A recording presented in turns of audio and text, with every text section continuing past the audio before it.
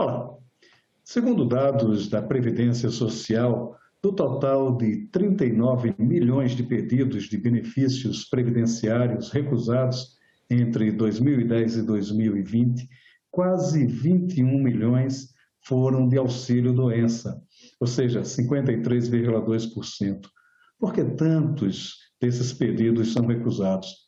Este é o tema da nossa conversa com Carla Benedetti, mestre em Direito Previdenciário e associada do Instituto Brasileiro de Direito Previdenciário. Carla, vamos conversar esta conversa exatamente por esse dado curioso. Por que tantos desses pedidos são recusados?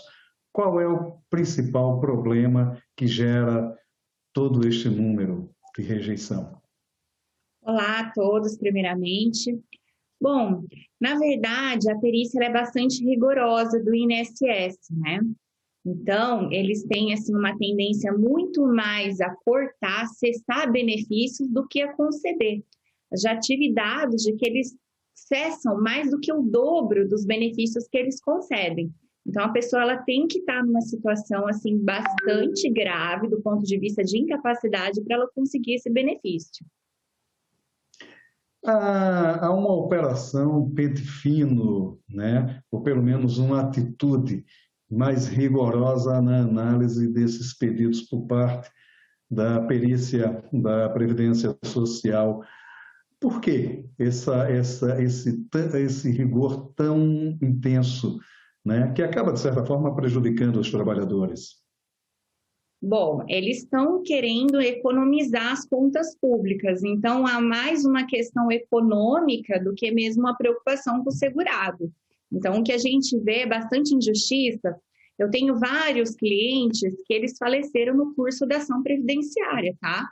O perito do INSS disse que essa pessoa poderia trabalhar, nós ingressamos com uma ação na justiça, porque não concordamos e a pessoa estava muito incapaz, estava tão incapaz que faleceu no curso da ação. Infelizmente, não são poucos os casos. Eu tenho alguns casos em que isso ocorreu. Então, a gente imagina só, eles pensam muito na economia das contas públicas, mas as pessoas elas ficam numa situação indigna, com muita dificuldade. Essa preocupação econômica em detrimento de uma preocupação, digamos assim, mais social, ela é injusta com o trabalhador, né? Você mesma está falando desses dados de que muitos chegam a morrer durante o processo e não conseguem o benefício, né? Quer dizer, é um ponto até de certa forma desumano, né? Agora, como essa perícia ela se contrapõe à determinação médica? Porque para ingressar com o pedido, ele há uma perícia médica, pelo menos, né? Quer dizer, não basta essa perícia médica, tem que ter algo além disso? Claro. Para um benefício de incapacidade, se a gente pensar no auxílio-doença, numa aposentadoria por invalidez, hoje o termo correto é benefício por incapacidade permanente ou benefício por incapacidade temporária, você tem que cumprir alguns requisitos além da incapacidade para o trabalho, né? Não é a doença. Uma coisa é você estar doente, mas conseguir trabalhar. Outra coisa é você estar incapaz. Tem que comprovar qualidade de segurado, quando a pessoa não pode ficar muito tempo sem pagar a previdência social, e tem que cumprir também a carência de 12 contribuições. Então, às vezes, a pessoa está muito incapaz, mas ela nunca pagou previdência, ela perdeu o seguro da previdência, ou ela não tem a carência necessária, daí não tem direito ao benefício. Certo, são requisitos legais, né? Mas não há como a Previdência, de certa forma, buscar, porque muitos cumprem estes requisitos, mas mesmo assim a morosidade do processo termina por prejudicá-los, né? A gente vê muita gente nessa situação. Como é esse dado também, Carla? O que acontece é que, por exemplo, ele teve uma época que eles estavam remarcando as perícias, né? Só que as perícias caíam para meses depois. Esse segurado está sem conseguir trabalhar e ele começa a ficar com uma dificuldade de se manter, de se alimentar, né? De sobrevivência básica. Então, a gente pode entrar com uma ação de mandado de segurança, né? Justamente para que seja rápido para essa perícia, ela seja adiantada e não demorado tanto quanto tem se demorado. Há uma forma de agilizar esses pedidos, quer dizer, falta estrutura na Previdência Social ou a própria situação também do servidor da Previdência favorece essa morosidade do processo? O que dá para fazer é a questão do mandado de segurança, mas assim, por simplesmente esperar 2, 3 meses uma perícia, não tem nada que a gente possa fazer, não tem nenhum milagre que possa ser feito, infelizmente. A gente tem que aguardar. Mas essa demora, ela se deve à falta de estrutura da Previdência? A falta de estrutura, está precisando contratar mais peritos, né? Eles remarcam muitas perícias também, né? Então, era importante que não fosse tantas vezes remarcadas, né? E também que tivesse mais servidores públicos. Toda doença garante esse auxílio previdenciário? Quer dizer, quais são os principais requisitos do ponto de vista de saúde para o segurado pedir este auxílio?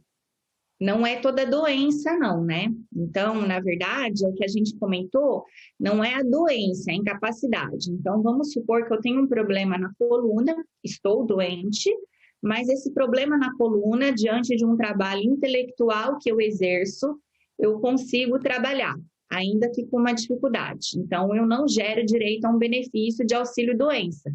Por isso que trocou o nome auxílio-doença por benefício por incapacidade temporária, porque o que se procura é incapacidade. Mas qualquer benefício que gera incapacidade para o trabalho, dá direito a esse benefício por incapacidade temporária, se for temporário, ou permanente, né, que é a antiga aposentadoria por invalidez. Eu tenho que verificar as condições pessoais dessa pessoa. Então, por exemplo, se eu, como advogada, que exerço um trabalho intelectual, eu dependo menos da estrutura física do meu corpo, né? O grau de escolaridade me faz ter um trabalho intelectual. Agora, se eu pegar uma pessoa, pensar numa pessoa com 60 anos de idade, que só tem o primeiro grau de instrução, tá? E que essa pessoa exerce serviços braçais, será que ele conseguiria voltar à atividade dele como operário de uma fábrica, por exemplo? É diferente de você estar com a mesma doença, mas você ser mais jovem, com alto grau de escolaridade, e que um trabalho que não dependa muito da sua condição física, mas da sua condição mental. Então, tudo isso a gente tem que avaliar. A mesma doença, ela pode gerar incapacidade para uma pessoa e pode não gerar para outra, tá? Certo. Agora, também um outro fator que sempre preocupa é apenas quem está empregado tem direito a esse auxílio ou não? Como é que acarreta isso nesses pedidos de auxílio? É para quem paga a previdência, na verdade, tá? Então, se eu pago como facultativo, né, por exemplo, um estudante, uma dona de casa, alguém que não exerce uma atividade remunerada, ela tem direito também a esse benefício por incapacidade, cumprindo os requisitos de carência, qualidade de segurado e incapacidade, tá? O empregado, automaticamente, né, estando tudo correto, ele está pagando previdência. O contribuinte individual também está pagando previdência. Então, o que é necessário? Que esteja pagando a previdência. Tá? Não precisa necessariamente ser um empregado. Uma situação muito comum é a condição dos dois empregos, né? Eu mesmo, durante um período, fui professor e jornalista, né? Quer dizer, isso é muito comum, né? Mais comum do que a gente imagina. Ele teria direito a dois benefícios, ele recebe pelos dois fundo previdenciário que ele paga, como é que se dá essa situação? Ele vai verificar aquele que ele se tornou incapaz. Existem pessoas que não se tornam incapazes para uma profissão, mas se tornam incapazes para uma outra profissão. Então, a pessoa pode receber o benefício de acordo com a incapacidade daquela profissão. A senhora falou daquela carência de 12 meses, né, para que possa requerer. Há alguma exceção que possa ser feito o pedido antes mesmo dessa carência? Tá, os benefícios de natureza acidentária, não precisa dessa carência daí no caso, tá? Esses benefícios quais são, no caso acidentário? Como é que a gente poderia definir melhor? Aqueles benefícios por incapacidade decorrentes de um acidente de trabalho, daí eles não precisam dessa carência. O que tem, está tudo relacionado com um acidente de trabalho. Certo, então seria basicamente essa questão do acidente de trabalho, alguma coisa que venha, um acidente mesmo, né? Quer dizer, agora, e quem não paga o INSS, mesmo que ele sofra um acidente, no caso de um acidente de trabalho, ele não seria beneficiado, então? O que a gente pode pensar também é se essa pessoa se encaixa na hipótese de recebimento de um benefício assistencial. Mas o benefício assistencial, a pessoa tem que comprovar também miserabilidade, hipossuficiência econômica. Então, tem que ter aí uma incapacidade de longo prazo, de mais ou menos uns 2 anos, tá?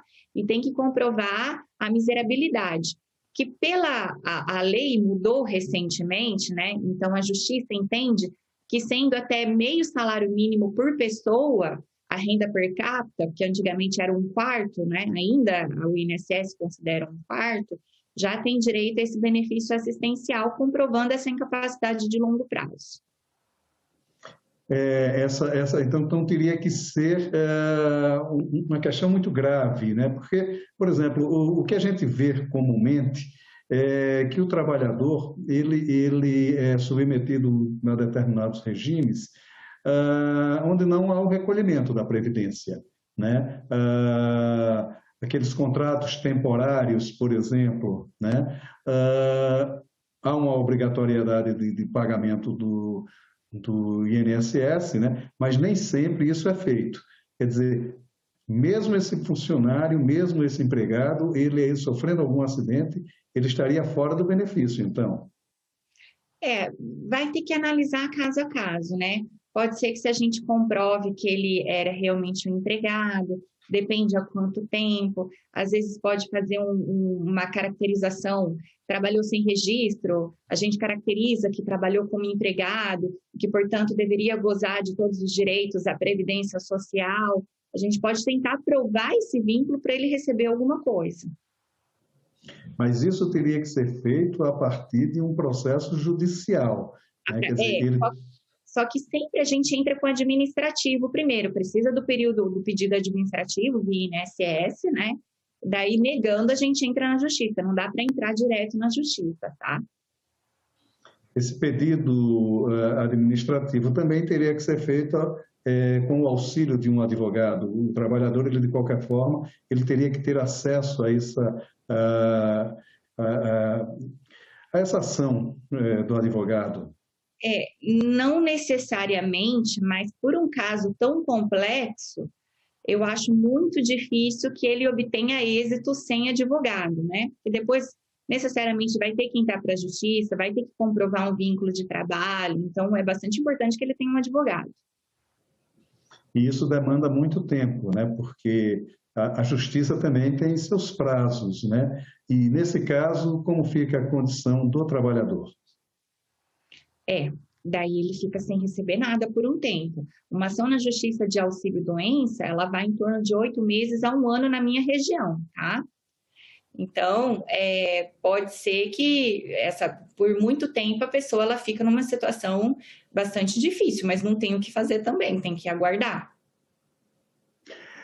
No caso do atestado médico, ele por si só não já seria digamos assim, um documento forte o suficiente para que a Previdência já pelo menos fizesse a liberação desse auxílio, mesmo que, corrigindo depois, caso o trabalhador não tenha esse direito, o atestado médico não é suficiente para já dar esse benefício?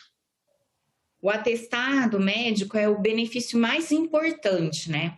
Eu sempre falo para o cliente que tem que estar escrito lá, atestar que ele não pode trabalhar. Muitos médicos, eles falam, não, quem verifica isso é o perito, eu não vou escrever nada.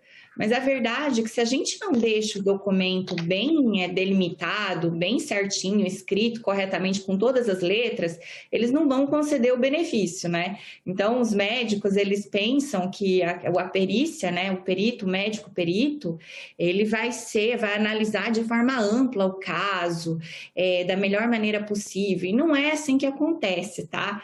A perícia, ela é muito rigorosa, então a gente não pode deixar indícios para eles cortarem e negarem, porque é muito fácil eles negarem e eles cortarem. Então, mas o que alguns tipos de doenças, né, de incapacidade, a gente precisa demonstrar isso também por exame. Quanto mais documento, melhor. Então, um problema ortopédico, é muito importante que exista exames de imagens também, além do atestado médico. Então, o atestado é o documento mais importante, mas nem sempre ele é o suficiente. A gente tem que entrar munido com o maior número de provas para que seja concedido esse benefício não seja negado. Tem uma desconfiança muito grande do perito com o segurado, do segurado com o perito. Eu brinco que é quase como a questão tributária, né? Que a gente desconfia do governo, o governo desconfia de nós em relação aos tributos, mais ou menos a perícia é dessa forma. Então, assim, a gente tem que ser munido de muitos documentos, porque o perito tem uma tendência a entender que aquela pessoa ela pode trabalhar e que ela está ali com o corpo mole. Então, a gente tem que fazer o máximo possível para conseguir o benefício. Doenças do ponto de gravidades visíveis, digamos assim, né, como o caso da tuberculose, da hanseníase, do próprio câncer, né, em alguns casos de câncer, já não seria suficientemente o atestado médico para que favorecesse o trabalhador? Então, são doenças isentas de carência, tá? Mas isso não quer dizer que a gente não precise apresentar documento nenhum. Eu não me arriscaria. É mais evidente? É mais evidente, mas a gente tem que demonstrar isso para o perito, né? Eles não concedem facilmente o benefício, então eu não arriscaria. O jogo é duro, né? É uma coisa problema. Agora, uma outra questão que fica, quem recebe o auxílio, ele não pode trabalhar de forma alguma, ou ele pode, de certa forma, enfim, se ocupar de uma outra função que não aquela em que ele está recebendo o benefício? Não, se ele voltar a trabalhar, ele está provando que ele pode trabalhar, então que ele não está incapaz para o trabalho. Se ele pode trabalhar, ele não está incapaz, então ele não teria direito ao benefício. Então, se ele registrar, automaticamente isso é cortado, tá? Quer dizer, não basta ele estar incapacitado para aquela função principal que ele ocupa. Por exemplo, no caso de um motorista que sofra algum acidente, sei lá, na mão, alguma coisa que o impeça de dirigir, mas que ele possa fazer um outro tipo de trabalho. A gente pode avaliar a incapacidade somente para uma atividade, no caso. Certo. Então, ele de certa forma, poderia conciliar em tese. Se a incapacidade que ele recebeu foi para aquela atividade, tá? Certo. O INSS, ele pode negar o afastamento ou conceder um período inferior ao que foi solicitado? Isso também é uma prerrogativa do INSS? Ou ele precisa, de certa forma, obedecer às determinantes que estão no atestado médico? Não, ele pode achar que é por um período menor, isso ocorre muito. E como se dá neste caso? Como é que acontece nesse caso? É apenas uma avaliação da perícia que existe leva... a outra programada, né? Então, ele vai entender quando que a pessoa poderia se restabelecer, dessa pessoa faltando 15 dias para ela cessar o benefício dela, ela pode pedir uma prorrogação para continuar recebendo o benefício. né? Até tem uma questão de se julgar se a autoprogramada é inconstitucional, né? Porque muitas vezes a pessoa ainda está bastante incapaz e ela fica um tempo sem receber o benefício, porque demora as perícias, né? Depois ela vai receber os atrasados e tudo mais, mas ela fica um tempo sem renda. Mas faltando 15 dias para acessar o benefício, ela pode marcar de novo uma prorrogação. E nesse caso de diminuição do período de licença, o trabalhador tem como recorrer dessa decisão? Desculpe, acho que eu não entendi. Diminuição da... Não, porque o médico, digamos, ele dá, vamos supor, 30 dias, mas o perito acha que não, que ele só deveria ficar 20 dias. Estou citando um caso só. Melhor... O trabalhador tem como recorrer dessa decisão de diminuição do prazo estabelecido pelo Não vale perito? a pena o recurso demora, às vezes, mais de ano. Então, entra com pedido de prorrogação, que é o melhor a se fazer, tá? Seria o melhor recurso, né? Inclusive, uma coisa que eu queria, por exemplo, com o meu cliente, quando é julgado, o perito julga que ele pode trabalhar, eu não entro com recurso administrativo, tá? Porque ele demora mais que uma ação na justiça. E eles não costumam mudar a decisão do perito, eles não vão fazer isso, tá? Então, a gente entra com uma ação na justiça que demora menos que o recurso administrativo e a pessoa tem direito a uma nova perícia que pode mudar essa decisão. Certo. Carla, teria alguma outra questão que a gente terminou não abordando aqui nessa conversa, que seria importante comunicar ao trabalhador? Bom, eu já conversei com a imprensa algumas vezes sobre a dificuldade que é da pessoa ter acesso, as pessoas que têm doenças psiquiátricas ter acesso aos benefícios previdenciários, né? Então, só deixar claro que se o rigor da perícia já é difícil, já é complicado para quem demonstra isso por exames de imagens, muito mais é para quem apresenta doenças psiquiátricas, que daí, no caso, a gente utiliza mais o atestado, relatório médico, e também precisa de um pouco de preparo dos peritos, que muitas vezes existem até um certo preconceito, né? Para lidar, para garantir o direito às pessoas que apresentam incapacidade por conta de doenças psiquiátricas. Mas a gente está fazendo aí a nossa parte para que a realidade disso mude aos poucos. E hoje elas são bem comuns, né? A depressão, por exemplo, né? Que elas estão... Exatamente. E é muito mais difícil de conseguir conquistar um benefício previdenciário por essas doenças. Porque já é mais difícil de provar ainda, né? Como eles querem que a gente prove muito por documento, fica mais difícil. Tá ótimo, Carla. Muito obrigado pela sua participação aqui no Cidadania. Uma conversa muito esclarecedora. Muito obrigado. Obrigada a você. Se você quiser rever esta ou outras entrevistas do Cidadania, é só acessar a página da TV Senado na internet, senado.leg.br/TV, ou o nosso canal no YouTube. Muito obrigado pela sua audiência e até o nosso próximo Cidadania.